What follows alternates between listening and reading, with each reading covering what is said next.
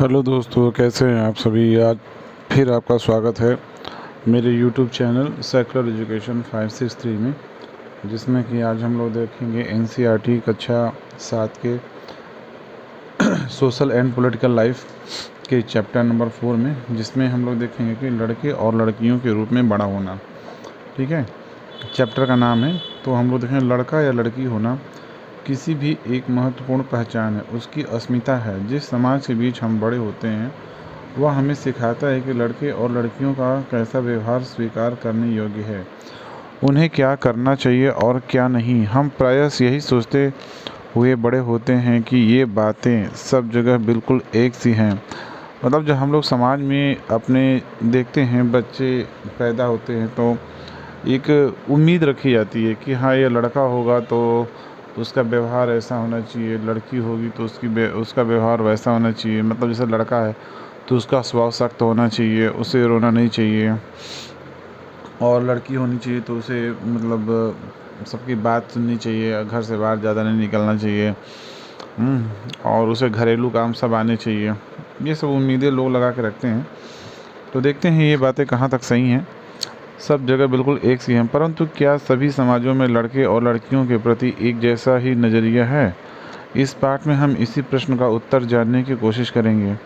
हम यह भी देखेंगे कि लड़के और लड़कियों को दी जाने वाली अलग अलग भूमिका उन्हें भविष्य में स्त्री और पुरुष की भूमिका के लिए कैसे तैयार करती है। इस पाठ में हम देखेंगे कि अधिकांश समाज पुरुष व स्त्रियों को अलग अलग प्रकार से महत्व देते हैं। ठीक है, स्त्रियां जिन भूमिकाओं का निर्वाह करती हैं उन्हें पुरुषों द्वारा निर्वाह किए जाने वाली भूमिकाओं और कार्य से कम महत्व दिया जाता है। ठीक है, जैसे कि महिलाएं घर में काम करती हैं तो उसे कमतर आंका जाता है। जो लोग बाहर काम करते हैं, पुरुष जो बाहर काम करते हैं, उसको ज़्यादा महत्व दिया जाता है, जबकि ऐसा नहीं होना चाहिए। ठीक है, क्योंकि घर में जो घरेलू काम होते हैं उसको भी काम करने में समय और ऊर्जा दोनों लगते हैं। इस पाठ में हम यह भी देखेंगे कि स्त्री और पुरुष के बीच काम के क्षेत्र में असमानताएं कैसी हैं। ठीक है,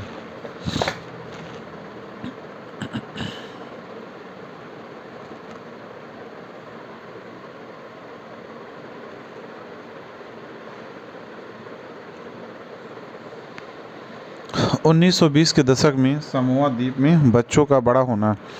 समोआ द्वीप एक द्वीप प्रशांत महासागर के दक्षिण में स्थित छोटे छोटे द्वीपों का समूह है। ठीक है, समोआ द्वीप आप लोग को दिखाते हैं साथियों। ये देखिए साथियों, ये समोआ आइलैंड है, समोआ आइलैंड। ठीक है, ये हमारा ऑस्ट्रेलिया है। ठीक है, ऑस्ट्रेलिया। और इसके जो है पूरब में हमारा ये पड़ता है, ये हमारा समोआ आइलैंड है। समोआ ये यहाँ दिख रहा है, ये प्रशांत महासागर के प्रशांत महासागर के दक्षिण में है। ठीक है,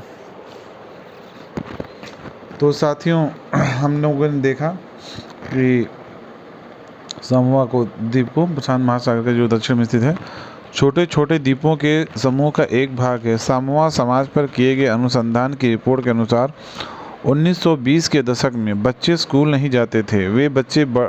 वे बड़े बच्चों और वयस्कों से बहुत सी बातें सीखते थे, जैसे छोटे बच्चों की देखभाल या घर का काम कैसे करना है आदि। द्वीपों पर मछली पकड़ना बड़ा महत्वपूर्ण कार्य था, इसलिए किशोर बच्चे मछली पकड़ने के लिए सुदूर यात्राओं पर जाना सीखते थे। लेकिन ये बातें वे अपने बचपन के अलग अलग समय पर सीखते थे। छोटे बच्चे जैसे ही चलना शुरू कर देते थे, उनकी माताएं या बड़े लोग उनकी देखभाल करना बंद कर देते थे। यह जिम्मेदारी बड़े बच्चों पर आ जाती थी, जो प्रायः स्वयं भी 5 वर्ष के आसपास की उम्र के होते थे। लड़के और लड़कियां दोनों अपने छोटे भाई बहनों की देखभाल करते थे, लेकिन जब कोई लड़का लगभग 9 वर्ष का हो जाता था तो वह बड़े लड़कों के समूह में सम्मिलित हो जाता था और बाहर के काम सीखता था, जैसे मछली पकड़ना और नारियल के पेड़ लगाना। लड़कियां जब तक 13-14 साल की नहीं हो जाती थी, छोटे बच्चों की देखभाल और बड़े लोगों के छोटे मोटे कार्य करती थी। ठीक, लेकिन एक बार जब वे 13-14 साल की हो जाती थी तो वे अधिक स्वतंत्र होती थी। लगभग 14 वर्ष की उम्र के बाद वे भी मछली पकड़ने जाती थीं, बागानों में काम करती थीं और डालियाँ बुनना सीखती थीं। खाना पकाने का काम अलग से बनाए गए रसोई घरों में भी होता था, जहां लड़कों को अधिकांश काम करना होता था और लड़कियां उनकी मदद करती थी। तो साथियों, यहाँ पे प्रशांत महासागर के उत्तर में एक द्वीप है जिसको सामोआ द्वीप बोलते हैं और ऑस्ट्रेलिया महाद्वीप के पूरब में लगभग पड़ता है। तो वहाँ पे बताया जा रहा है कि जो बच्चे छोटे पैदा होते थे तो 2 साल 3 साल तक मतलब जैसे ही चलना शुरू कर देते थे तो माताएं उनका जो है उनको छोड़ देती थी अपने से स्वतंत्र रूप से रहने के लिए। तो जो उस बच्चे के बड़े भाई होते थे, लगभग 5 साल 6 साल के होते थे, या बहनें होती थी, वो उनको चलना फिरना सिखाती थी, मछली पकड़ना सिखाती थी। ठीक है, तो वो सामोआ द्वीप पे एक सर्वे किया गया था, उसके बारे में बताया गया है। देखिए यहाँ पे कक्षा 7 का एक सामोआ छात्र अपने विद्यालय की वर्दी में, यहाँ पे दिखाया गया है, आपके बड़े होने का अनुभव सामोआ के बच्चों और किशोरों के अनुभव से किस प्रकार भिन्न है। इन अनुभवों में वर्णित क्या कोई ऐसी बात है जिसे आप अपने बड़े होने के अनुभव में शामिल करना चाहोगे। ऐसा तो अपने इंडिया में भी होता है। हम लोग छोटे थे तो बड़े भाइयों से बहुत कुछ सीखे हैं। हाँ, 4 साल 3 साल को हो जाते थे तो माता पिता हम लोग को छोड़ देते थे, फिर भाई बहन ही संभालते थे हम लोग को। ये तो काफ़ी बातें मिलती हैं। देखिए 1960 के दशक में मध्य प्रदेश में पुरुष के रूप में बड़ा होना। निम्नलिखित आलेख 1960 के में मध्य प्रदेश के एक छोटे शहर में रहने और स्कूल जाने के वर्णन में से लिया गया। कक्षा 6 में आने के बाद लड़के और लड़कियां अलग अलग स्कूल में जाते थे। लड़कियों के स्कूल लड़कों के स्कूल से बिल्कुल भिन्न होते थे। लड़कियां स्कूल जाते हुए समूह बनाकर चलना क्यों पसंद करती हैं। यहाँ दिया है, लड़कियां जाते समय समूह बनाकर चलना क्यों पसंद करती हैं। ठीक है, देखते हैं। यहाँ दिया गया, अलग ढंग से बनाए जाते थे। लड़कियों के स्कूल अलग ढंग से बनाए जाते थे। उनके स्कूल के बीच एक आंगन होता था जहाँ वे बाहरी दुनिया से बिल्कुल अलग रहकर स्कूल की सुरक्षा में खेलती थीं। लड़कों के स्कूल में ऐसा कोई आंगन नहीं होता था, बल्कि उनके खेलने का मैदान बस एक बड़ा सा खुला स्थान जो स्कूल से लगा हुआ था। हर शाम स्कूल के बाद लड़के सैकड़ों लड़कियों की भीड़ को सकरी गलियों से जाते हुए देखते थे। सड़कों पर जाती हुई ये लड़कियां बड़ी गंभीर दिखती थीं। यह बात लड़कों से अलग थी, जो लड़कों को अनेक कामों के लिए उपयोग करते थे, जैसे यूं ही खड़े खड़े खाली समय बिताने के लिए, दौड़ने खेलने के लिए और साइकिल चलाने के लिए। कर्तव्यों को आजमाने के लिए लड़कियों के लिए गली सीधे घर पहुंचने का एक माध्यम थी। लड़कियां हमेशा समूहों में जाती थीं। शायद उनके मन में यह डर रहता था कि कोई उन्हें छेड़ न दे या उन पर हमला न कर दे। ठीक है, इसलिए लड़कियां समूह बना के जाती थी। डर लगता था कि कोई लड़का उनके ऊपर अटैक न कर दे या कोई उन्हें छेड़खानी न करने लगे। क्योंकि उस समय तो भाई बहुत ही अपराध बहुत ज़्यादा हुआ करता रहा होगा। 1960 के दशक की बात है, लोग उतने सिविलाइज्ड भी नहीं थे। ठीक है, इसलिए डर तो लगेगा ही। ठीक है, ऊपर के 2 कारणों को पढ़ने के बाद हमें लगता है कि बड़े होने के भी कई तरीके। प्रायः हम सोचते हैं कि बच्चे एक ही तरीके से बड़े होते हैं। ऐसा इसलिए क्योंकि हम अपने अनुभवों से ही सबसे ज़्यादा परिचित होते हैं। यदि आप अपने परिवार के बुजुर्गों से बात करेंगे तो पाएंगे कि उनका बचपन शायद हमारे बचपन से बहुत भिन्न था। ठीक है, हम यह भी अनुभव करते हैं कि समाज लड़के और लड़कियों में स्पष्ट अंतर करता है। यह बहुत कम आयु से ही शुरू हो जाता है। उदाहरण के लिए उन्हें खेलने के लिए भिन्न खिलौने दिए जाते हैं। लड़कों को प्रायः खेलने के लिए कारें दी जाती हैं और लड़कियों को गुड़िया। दोनों ही खिलौने खेलने में बड़े आनंददायक हो सकते हैं। फिर लड़कियों को गुड़िया और लड़कों को कारें ही क्यों दी जाती हैं। खिलौने बच्चों को यह बताने का माध्यम बन जाते हैं कि जब वे बड़े होकर स्त्री और पुरुष बनेंगे तो उनका भविष्य अलग अलग होगा।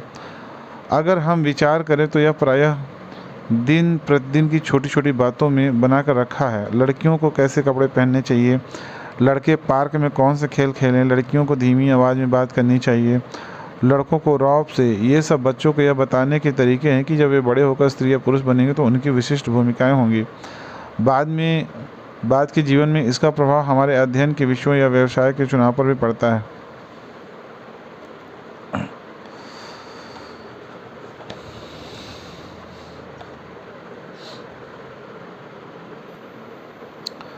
यहाँ पर दिया, मेरी माँ काम नहीं करती। माँ, हम सभी बच्चे स्कूल से भ्रमण पर जा रहे हैं। रोज़ी मैडम के साथ चलने के लिए किसी बड़े की ज़रूरत है क्या? आप अपने ऑफिस से एक दिन की छुट्टी लेकर हमारे साथ चल सकती हैं? ये लड़की अपनी माँ से बोल रही है। वैसे हरमीत की माँ हमेशा ऐसे समय पर हमारे साथ जाती हैं क्योंकि वे कोई काम नहीं करती हैं। ठीक है, सोनाली, तुम ऐसा कैसे कह सकती हो? तुम जानती हो जसप्रीत आंटी रोज़ सुबह 5 बजे उठ जाती हैं और घर के सारे काम करती हैं। हाँ, पर वे कोई काम तो नहीं करती हैं ना, ये तो बस घर के काम हैं। ओह, क्या तुम वाकई ऐसा ही सोचती हो? चलो ऐसा करते हैं कि जसप्रीत के घर चलते हैं और उससे पूछते हैं कि वे खुद पर क्या सोचती हैं। श्री सिंह के घर पर हरशरण सोनाली सोचती है कि आपकी पत्नी कोई कामकाजी महिला नहीं है।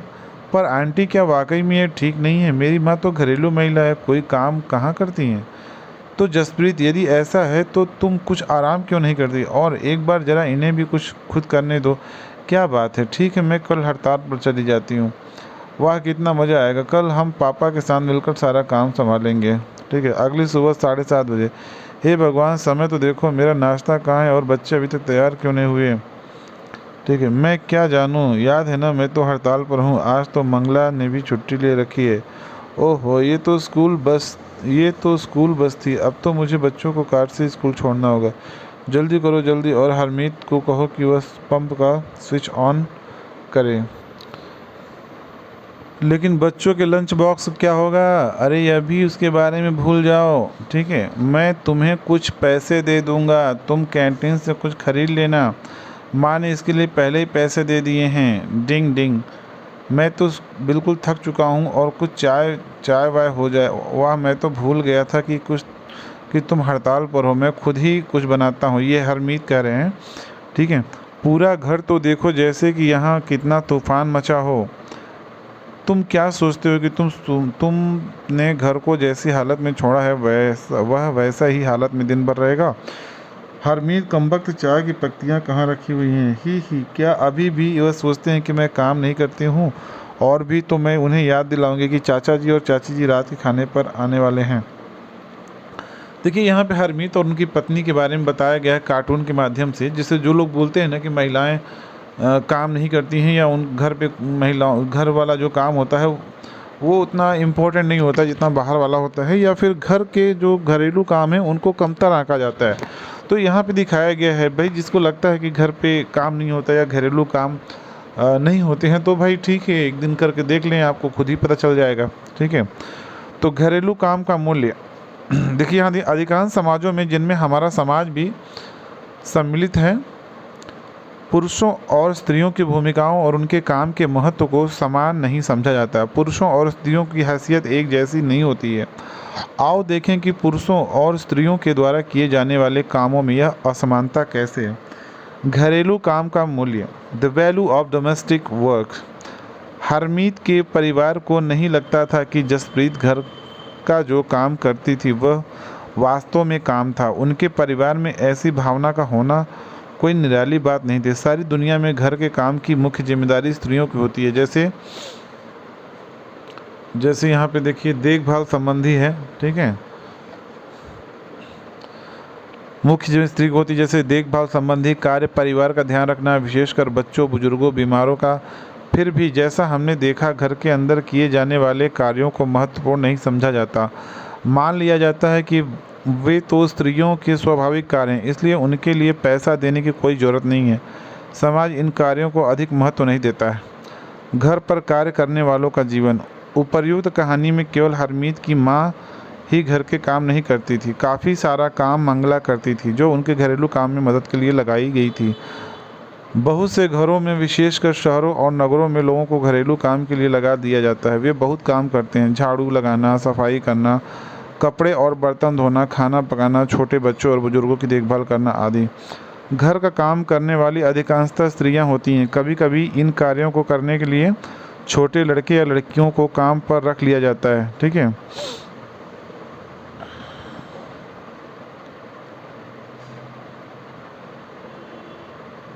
घरेलू काम का अधिक महत्व नहीं है, इसलिए इन्हें मजदूरी भी कम दी जाती है। घरेलू काम करने वालों का दिन सुबह 5 बजे से शुरू होकर देर रात 12 बजे तक ही चलता है। जी तोड़ मेहनत करने के बावजूद उन्हें नौकरी पर रखने वाले उनसे सम्मानजनक व्यवहार नहीं करते हैं। दिल्ली में घरेलू काम करने वाली एक स्त्री मेलानी ने अपने अनुभव के बारे में इस तरह बताया।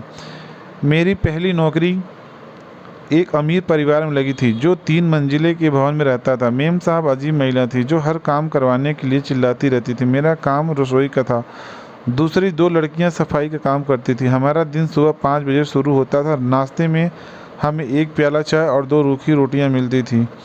हमें तीसरी रोटी कभी नहीं मिलती थी। शाम के समय जब मैं खाना पकाती थी, दोनों लड़कियां मुझे से एक और रोटी की मांग रखती रहती थी। मैं चुपके से उन्हें एक रोटी दे देती थी और ख़ुद भी एक रोटी ले लेती थी। हमें दिन भर काम करने के बाद बड़ी भूख लगती थी। हम घर में चप्पल नहीं पहन सकते थे। ठंड के मौसम में हमारे पैर सूज जाते थे। मैम साहब से डरती थी, परंतु मुझे गुस्सा भी आता आता और अपमानित भी होती थी। ठीक है,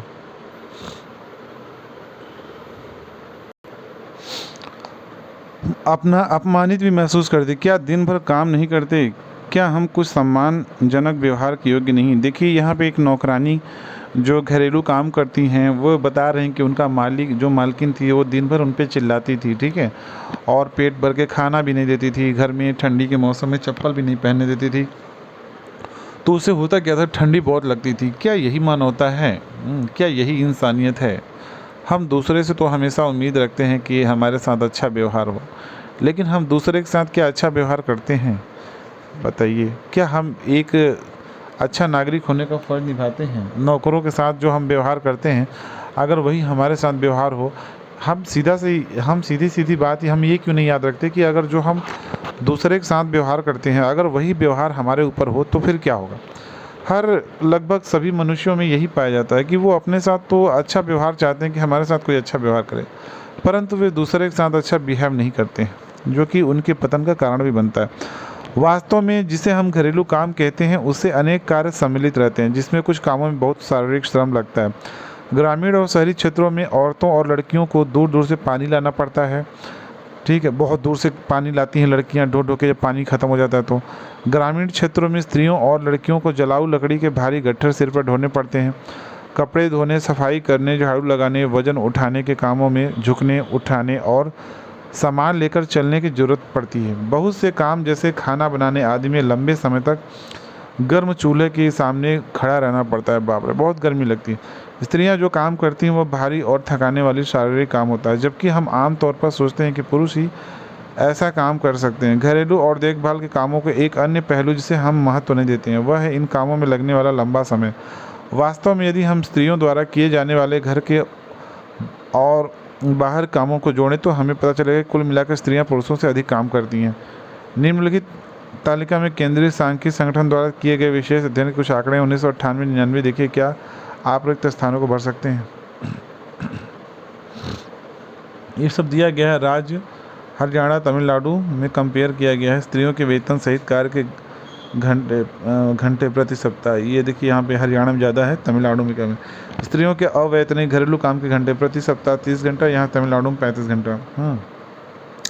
यहाँ कुल काम के घंटे नहीं दिए गए। पुरुष के वेतन सहित कार्य के घंटे प्रति सप्ताह 38, यहाँ तमिलनाडु में 40। पुरुषों के अवैतनिक घरेलू काम के घंटे प्रति सप्ताह 2-4। पुरुषों के कुल काम के घंटे नहीं दिया है। महिलाओं का काम और समानता। जैसा कि हमने देखा, महिलाओं के घरेलू और देखभाल के कामों को कम महत्व देना एक व्यक्ति का, परिवार का मामला नहीं है। यह स्त्रियों और पुरुषों के बीच असमानता की एक बड़ी सामाजिक व्यवस्था का ही भाग है। इसलिए इसके समाधान हेतु जो कार्य किए जाने हैं वे केवल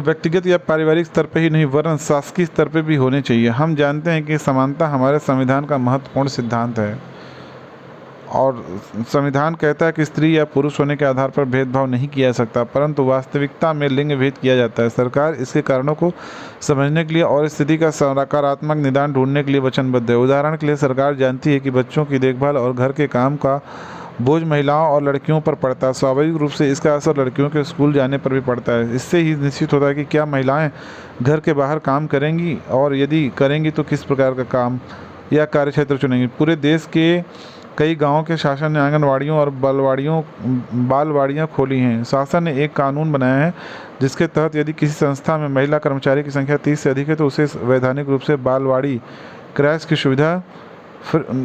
की सुविधा देनी होगी। बालवाड़ी की व्यवस्था होने से बहुत सी महिलाओं के घर से बाहर जाकर काम करने में सुविधा होगी, जिससे बहुत सी लड़कियों का स्कूल जाना भी संभव हो सकेगा। ठीक है साथियों, आज के लिए बस इतना ही। धन्यवाद।